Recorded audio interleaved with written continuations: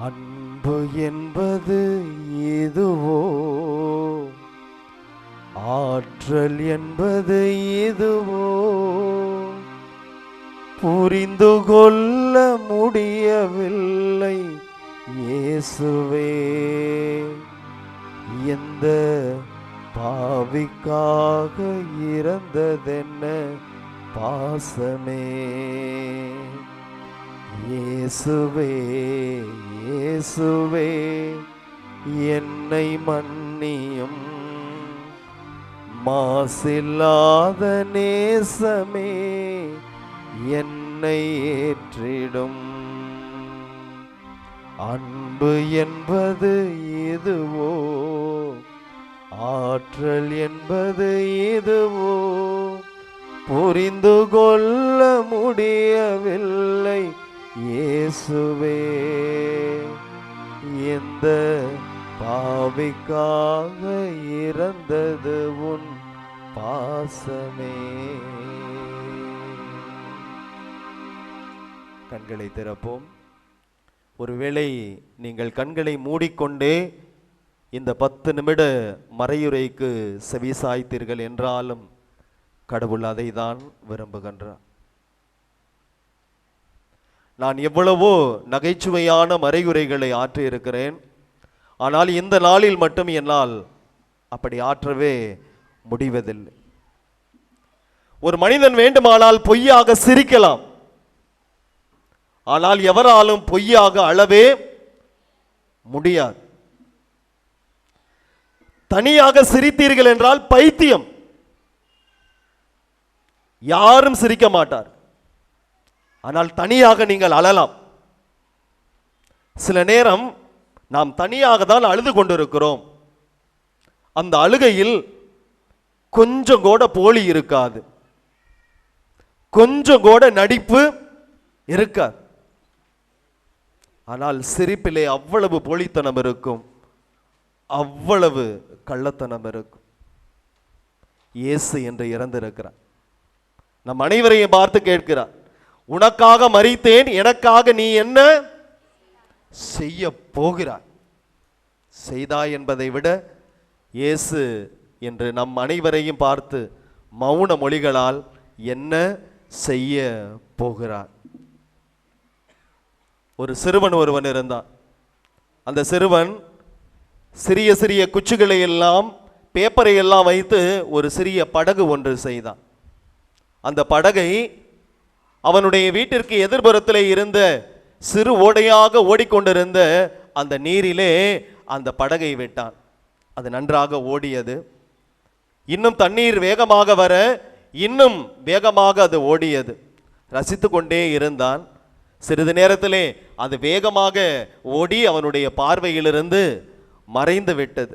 அவ்வளவுதான், நாம் செய்த அந்த படகு போய்விட்டது என்று சொல்லி வீட்டுக்கு திரும்பி விட்டான்.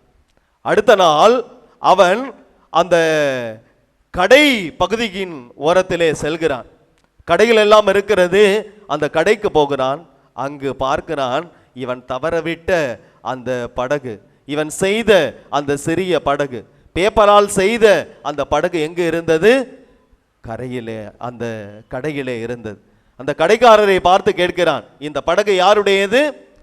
என்னுடையது. ஆனால் அவர் சொல்கிறான், இதை ஏற்கனவே ஒருத்தர் என்னிடத்திலே விற்றுவிட்டான். உனக்கு வேண்டுமானால் நீ விலை கொடுத்து தான் என்ன செய்ய வேண்டும்? வாங்க வேண்டும். எவ்வளவு விலை என்று அந்த சிறுவன் கேட்டான். 100 ரூபாய் என்று சொல்கிறான். இந்த பையன் அந்த கடைக்காரரை பார்த்து சொன்னால், யார்கிட்டையும் வித்துறாதீங்க, நீங்கள் அப்படியே வைத்திருங்கள், நான் போய் காசை எடுத்துட்டு வந்து இந்த படகை நான் வாங்கிக் கொள்கிறேன் என்று சொல்கிறான். அப்படியே வீட்டுக்கு போய் தன்னுடைய தந்தையிடத்திலே அடம்பிடித்து 100 ரூபாயை கொண்டு வந்து அந்த கடைக்காரரிடத்திலே கொடுத்து விட்டு அந்த படகை வாங்கி செல்கிறான். அப்படி வீட்டை நோக்கி செல்கின்ற பொழுது அந்த படகை பார்த்து எவ்வாறு சொல்கிறான், ஓ படகே, நீ 2 முறை எனக்கு சொந்தம். முதல் முறை நான் உன்னை உருவாக்கினேன், 2வது முறை நான் உன்னை விலை கொடுத்து வாங்கினேன். 2 முறை. Simple board, you are mine twice. First I made you, second time I bought you. முதலில் உன்னை உருவாக்கினேன், இரண்டாவது முறை உன்னை விலை கொடுத்து வாங்கினேன். இயேசு இந்த நாளிலே நம் அனைவரையும் விலை கொடுத்து வாங்கி இருக்கிறார். அந்த விலைக்கு இயேசு கொடுத்தது என்ன? அவருடைய உயிர், அவருடைய இரத்தம், அவருடைய பாடுகள், அவருடைய துன்பங்கள் அனைத்தையும் கொடுத்துவிட்டு நம் அனைவரையும் இயேசு விலை கொடுத்து மீட்டிருக்கிறார். அதை தான் இந்த நாளிலே பிரியமானவர்களே நாம் நினைவு கூர்ந்து பார்க்கின்றோம். இயேசுனுடைய இறப்பு நமக்கு சொல்லக்கூடிய செய்தி இதுதான். இந்த நாளை குட் ஃப்ரைடே என்று சொல்கிறோம். எப்படி இயேசுனுடைய இறப்பு ஒரு நல்லதாக இருக்கும், இதை எப்படி குட் என்று நாம் சொல்லலாம்? ஒரு சில நபர்கள் என்னிடத்தில் கேட்டார்கள், இதை எப்படி நல்லது, இறப்பு எப்படி நல்லதாக இருக்கும்? இறப்பை பற்றி நினைக்கின்ற பொழுதெல்லாம் நான் இப்படி சொல்வதுண்டு. மனிதன் பொறாமைப்பட இந்த உலகத்திலே ஒன்று இருக்கிறது என்று சொன்னால் அது இறப்பு தான். அவனுக்கு நல்ல வேலை கிடைத்து விட்டது, அவங்க நல்ல வீடு கட்டிட்டாங்க, அவர்கள் வசதி வாய்ப்பாக மாறிவிட்டார்கள் என்று எல்லாத்தையும் பார்த்து பொறாமைப்படுவார்கள். ஆனால் அவனுக்கு இறப்பு வந்து விட்டதே, நமக்கு மட்டும் ஏன் வரல என்று யாருமே என்ன செய்ய மாட்டார்கள்? பொறாமைப்பட மாட்டார். அவங்களுக்கெல்லாம் இறப்பு வந்து விட்டது, டெத்து வந்துட்டு, அந்த வீட்டில் டெத்து வந்துட்டு நம்ம வீட்டில் வரல, யாருமே என்ன செய்ய மாட்டார்கள்? நினைக்க மாட்டார். மனிதன் பொறாமைப்படாத ஒரே காரியம் இந்த உலகத்தில் இருக்கிறது என்றால் அது மனிதர்களுடைய இறப்பு. ஆனால் நாம் எல்லாம் பொறாமைப்படும் அளவுக்கு ஒரு மனிதனுடைய இறப்பு இருக்கிறது என்று சொன்னால் அது யாருடைய இறப்பு? இயேசுனுடைய இறப்பு மட்டும்தான். இயேசுவின் ரத்தம் ஜெயம். சொல்லுங்கள், இயேசுவின் ரத்தம் ஜெயம். மீண்டும் ஒரு முறை இயேசுவின் ரத்தம் ஜெயம். மீண்டும் ஒரு முறை இயேசுவின் ரத்தம் ஜெயம். எல்லாருமே பொறாமைப்படும் அளவிற்கு ஒரு மனிதனுடைய இறப்பு என்றால் அது இயேசுனுடைய இறப்பு தான். இது ஏன் நல்ல வெள்ளி? இது ஏன் இயேசுனுடைய இறப்பு ஒரு நல்ல இறப்பு? இது ஏன் ஒரு நல்ல வெள்ளி என்று சொன்னால் இயேசு இறந்தது ஒரு நல்லதற்காக. இயேசு இறந்தது ஒரு நல்லதற்காக. He died for goodness. He died for good. நல்லதுக்காக.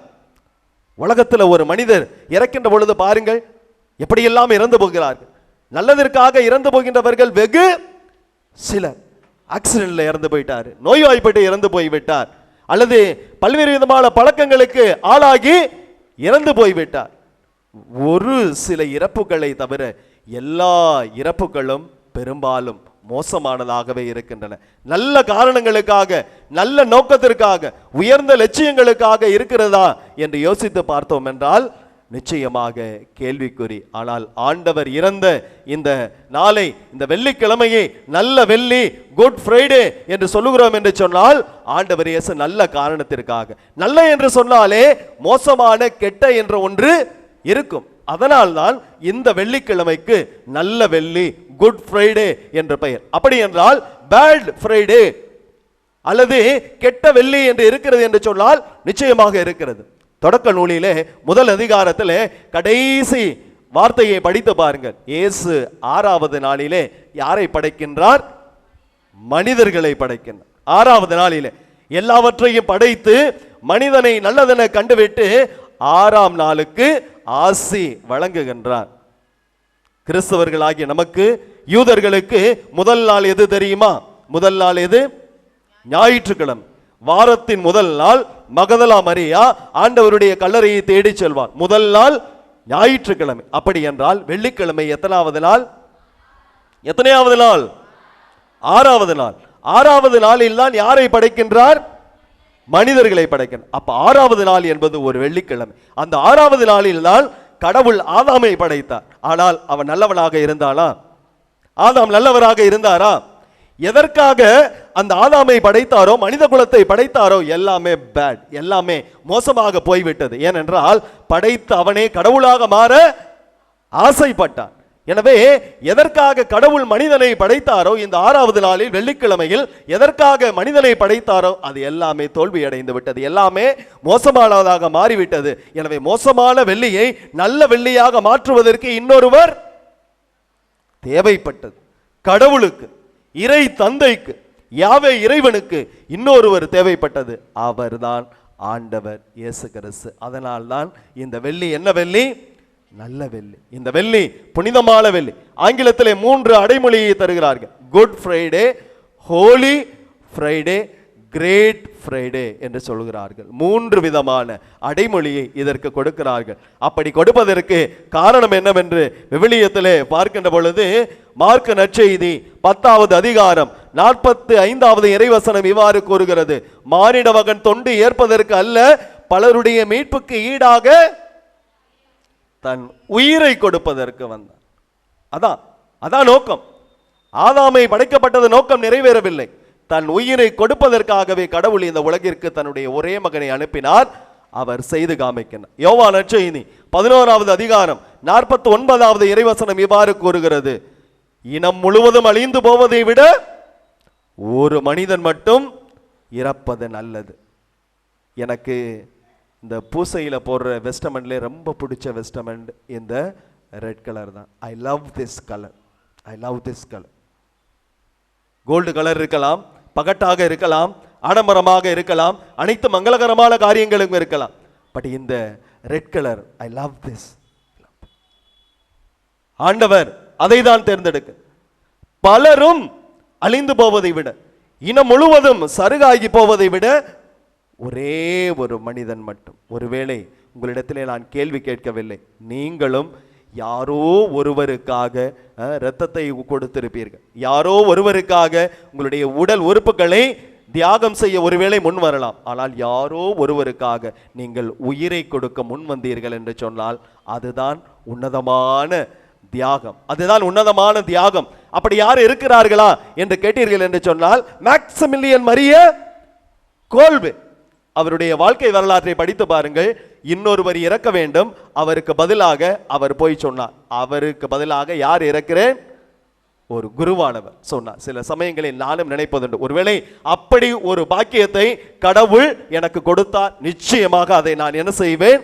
ஏற்றுக்கொள்வேன். நிச்சயமாக நான் ஏற்றுக்கொள்வேன். நான் சொன்னேன்ல, எனக்கு இந்த கலர் ஏன் பிடிக்கும் என்று சொன்னால் அதற்காக மட்டுமே. இயேசு நமக்காக எவ்வளவோ பாடுகள் பட்டார். ஒருவேளை அப்படி ஒரு வாய்ப்பு எனக்கு மட்டுமல்ல, கிறிஸ்தவர்களாகிய நமக்கு கிடைத்தால் நிச்சயமாக அது பெருமையே. எனவே பிரியமான சகோதர சகோதரிகளே, இன்றைக்கு இயேசு உனக்காக மரித்தேன், எனக்காக நீ என்ன செய்ய போகிறாய் என்று சொன்னால் தாகமாக இரு. எப்படி இருக்க வேண்டும்? தாகமாக இருக்க வேண்டும். இயேசுக்கு பாருங்க, இன்றைக்கு யோவான் நற்செய்தியிலே அந்த வார்த்தை யோவான் நற்செய்தியில் மட்டும்தான் வருகிறது. இதோ உன் தாய், இதோ உன் மகன், அடுத்ததாக என்னவாக இருக்கிறேன்? தாகமாக இருக்கிறேன்.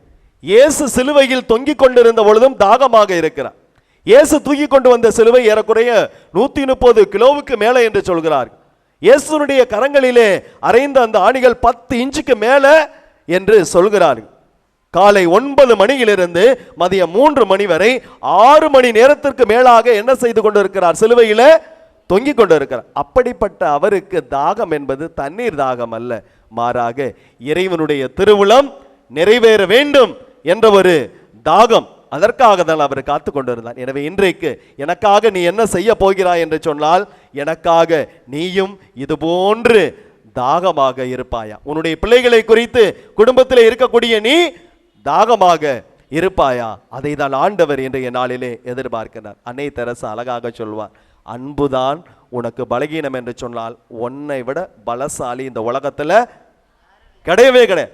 நான் நினைத்து பார்ப்பதுண்டு, இயேசுனுடைய கரங்களிலே ஆணிகளை அடிக்கிறார்கள், எப்படி தாங்கி இருப்பார்? உங்களையும் என்னையும் நினைச்சிருப்பார், உங்களையும் என்னையும் நினைத்திருப்பார். எத்தனையோ தாய்மார்கள் இருக்கிறீர்கள், குழந்தை பெறுகின்ற பொழுது உங்களுக்கு ஏன் அந்த வழி பெரிதாக தெரியவில்லை? யாரை நினைத்து இருப்பீர்கள்? உங்கள் பிள்ளைகளை நினைத்து இருப்பீர்கள். அப்பதான் உங்களுக்கு வழி. இயேசுவுக்கு ஏன் அந்த வழி இல்லை?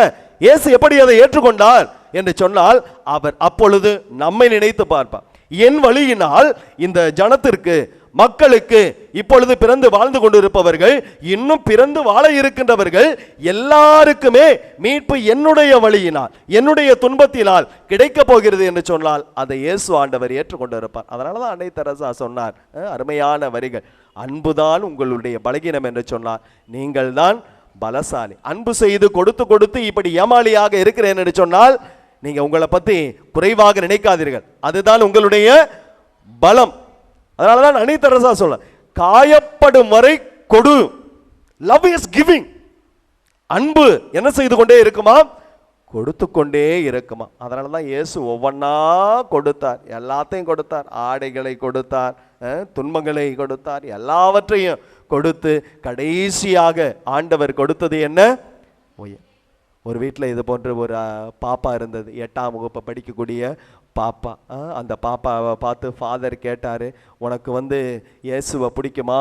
இயேசுவை நீ அன்பு செய்கிறாயா? டு யூ லவ் ஜீசஸ் என்று கேட்டார். அந்த பாப்பா சொன்னது, இயேசுவை எனக்கு பிடிக்காது, இயேசுவை நான் அன்பு செய்ய மாட்டேன் என்று சொன்னதாம். ஏன் என்று கேட்ட பொழுது அந்த பாப்பா சொன்னது, நான் அன்பு செய்த எல்லாருமே செத்து போய் விடுகிறார்கள், நான் அன்பு செய்கின்ற எல்லாருமே செத்து போய்வேன். எங்கள் பாட்டி அதிகமாக அன்பு செஞ்சேன், பாட்டி இறந்து போய்விட்டது. என் வகுப்பில் இருக்கக்கூடிய என்னுடைய தோழியை, என் ஃப்ரெண்டை அதிகமாக அன்பு செய்தேன், அவள் திடீரென்று இறந்து போய்விட்டாள். என்னுடைய வீட்டிலே ஒரு நாய்க்குட்டியை ஆசையாக வளர்த்தேன், அந்த நாய்க்குட்டியும் இறந்து போய்விட்டது. அத்தோடு ஒரு முடிவெடுத்தேன், இனிமேல் நான் யாரையும் அன்பு செய்ய மாட்டேன். அவரை பார்த்து அந்த ஃபாதர் சொன்னார், ஃபாதர் என்ன தெரியுமா சொன்னார்?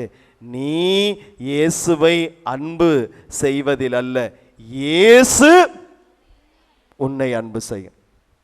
ரோமையருக்கு எழுதிய கடிதம் அதிகாரம் 5 இறைவசனம் 8 இவ்வாறு கூறுகிறது, நாம் நல்லவர்கள் என்பதற்காக கடவுள் நம்மை அன்பு செய்யவில்லை, நல்லவர் ஒருவருக்காக யாரேனும் தன்னுடைய உயிரை கொடுக்கலாம். நாம் பாவிகளாய் இருந்த பொழுதே கடவுள் நமக்காக தம் உயிரை கொடுத்தார் என்று சொன்னால் அதுதான் அன்பினுடைய தன்மை. எனவே இந்த பாப்பா சொன்னது மாதிரி, இந்த பாப்பா இயேசுவை அன்பு செய்ததில் அல்ல அன்பினுடைய தன்மை, இயேசு இந்த பாப்பாவையும் சரி நம்மையும் சரி அன்பு செய்கிறார், அதில்தான் அன்பினுடைய தன்மை அடங்கி இருக்கிறது. எனவே பிரியமான சகோதர சகோதரிகளே, அன்பு செய்யவில்லை என்று சொன்னால், அன்பிற்காக உயிரை கொடுக்கவில்லை என்றாலும் பரவாயில்லை, அன்பிற்காக நீங்கள் மற்றவர்களுடைய உயிரை எடுக்காமல் இருந்தால், மற்றவர்களை தொந்தரவு செய்யாமல் இருந்தால், உண்மையிலேயே நாம் ஆண்டவர் கேட்கின்றபடி எனக்காக நீ என்ன செய்வாய் என்று சொன்னால் அன்பு செய்வேன் என்ற ஒரு பதிலை நம்மால் இந்த நாளில் கொடுக்க முடியும். சமீபத்திலே படித்த ஒரு அருமையான வாக்கியம்,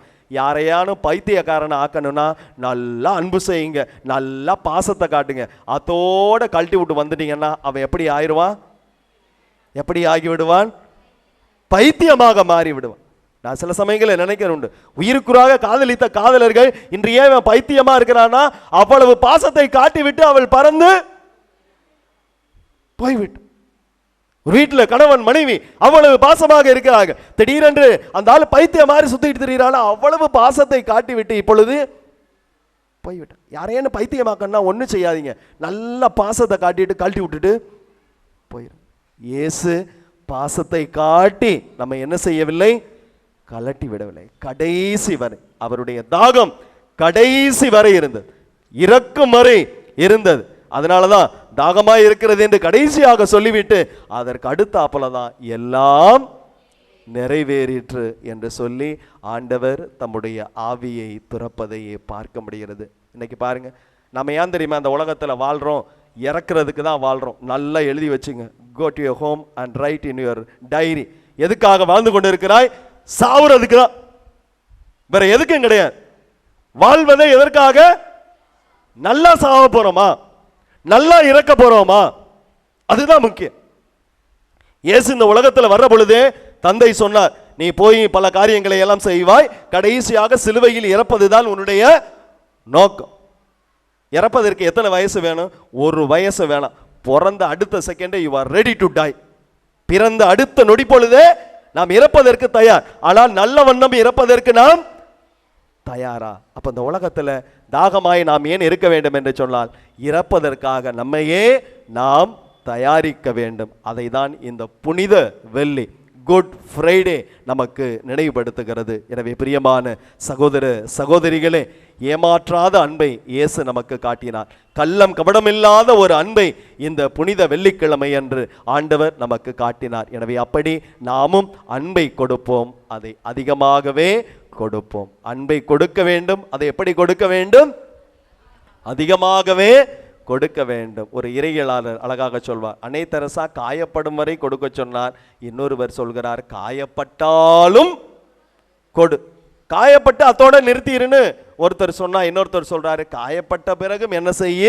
கொடு. ஒவ்வொரு அன்புக்கான பரிசை நிச்சயமாக ஆண்டவர் நமக்கு தருவார். அப்பொழுதுதான் இந்த புனித வெள்ளிக்கும் இயேசுனுடைய அந்த இறப்புக்கும் நாம் பெருமை சேர்க்க முடியும். எனவே துன்பங்கள் இல்லாமல் நம்முடைய கிறிஸ்தவ வாழ்வு இல்லை. நல்லவரான இயேசுவுக்கே அவ்வளவு துன்பங்கள் என்று சொன்னால் நமக்கும் துன்பங்கள். கடைசியாக ஒரே ஒரு நிகழ்வை மட்டும் சொல்லி நான் நிறைவு செய்கிறேன். 2ஆம் ஜான்பால் 27 வருடங்கள் திருத்தந்தையாக இருந்தவர். அவரை பார்த்து ஒரு நிருபர் பத்திரிகையாளர் இப்படியாக கேட்டார், உங்களுக்கு அவ்வளவு காம்ப்ளிகேஷன்ஸ் உடம்புல இருக்குது, புற்றுநோய் இருக்கிறது, இடுப்பு வலி இருக்கிறது, நரம்பு தளர்ச்சி இருக்கிறது, உடல் நடுக்கம் இருக்கிறது, அவ்வளவு வியாதிகள் இருக்கிறது, பேசாம இந்த பாப்பானவர் அந்த ஒரு பணியை விட்டுட்டு போயிருங்களே என்று கேட்டார். அவரை பார்த்து திருத்தந்தை என்ன தெரியுமா சொன்னாரு, இயேசு சிலுவையில தொங்குறப்ப இதை விடவா அவருக்கு வலி இருந்துச்சு, இதை விடவா அவரை விடவா எனக்கு இப்போக்கி வலி அதிகமாக இருக்கிறது, அவரை விடவா எனக்கு காம்ப்ளிகேஷன்ஸ் அதிகம். ஆனாலும் அவர் சிலுவையிலிருந்து என்ன பண்ணல, இறங்கல். ஆணி அழுத்தினாலும் சரி, அவ்வளவு துன்பங்கள் இருந்தாலும் சரி, அவர் என்ன பண்ணல, இறங்கி விடல. அதே போன்றுதான் நானும் போக மாட்டேன் என்று சொல்லி இறுதி வரை திருத்தந்தையாக இருந்தார். எனவே பிரியமானவர்களே, இந்த துன்பங்களை அன்பின் வழியாக துன்பங்களை நினைவு கூர்ந்து பார்க்கின்ற இந்த நல்ல வேளையிலே துன்பங்களை கண்டு நாம் ஓடாமல் இயேசு எப்படி எதிர்கொண்டு ஜெயித்தாரோ அதே போன்று நாமும் துன்பங்களை எதிர்கொண்டு இயேசுவுக்கு சிறந்த சாட்சிகளாக வாழ வர வேண்டி தொடர்ந்து இந்த திருவழிபாட்டில் ஜெபிப்போம்.